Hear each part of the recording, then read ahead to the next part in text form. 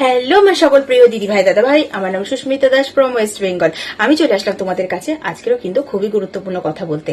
আচ্ছা, আমরা প্রত্যেক দিন কিন্তু অনেকেরই লাইভ অনুষ্ঠান জয়েন করে থাকি এবং সেটা আমাদের আইডিতে কিন্তু শেয়ার করে থাকি, কিন্তু আবার যখন লাইভ অনুষ্ঠানটা শেষ হয়ে যায় আমরা কিন্তু নিজের আইডি থেকে সেটিকে ডিলিট করে দিচ্ছি, কিন্তু সেটি কি প্রপার ভাবে ডিলিট হচ্ছে? না, সেটি প্রপার ভাবে ডিলিট হয় না। এবং সেটা কোথায় থেকে যায় চলো আমি তোমাদের দেখিয়ে দিচ্ছি। সেখান থেকে যদি না ডিলিট করা হয় তাহলে কিন্তু আমাদের রিচ প্রত্যেকদিন একটু একটু করে কিন্তু কমতে থাকবে। তো রিচ ঠিক করতে হলে চলো ঠিক করে নাও। তো দেখো বন্ধুরা, ফেসবুকটাতে আমি টাচ করে ফেলেছি, ফেলেই মাত্র 3 ডটে টাচ করে ফেললাম, করে সেটিংস যে অপশনটা আছে এই সেটিংস অপশনটাতে টাচ করলে দেখো একটা পেজ খুলে গেল।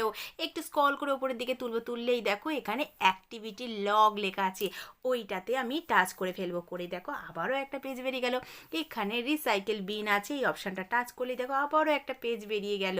এবার এখানে আমি ডিলিট অপশন রয়েছে, যতগুলো লাইভ শেয়ার করেছি এবার আমি কি করব, একবারে সিলেক্ট করে ডিলিট করবো। আমি একটা একটা করে ডিলিট করবো না, তোমরা চাইলে একটা করে ডিলিট করতে পারো। দেখো সিলেক্ট করে নিলাম, নিয়ে 3 ডট আছে নিচে, 3 ডটটা টাচ করে দিয়ে ডিলিট অপশন আছে, ওই ডিলিট অপশনটাতে টাচ করে আবার ডিলিট করে মেরে দিলাম।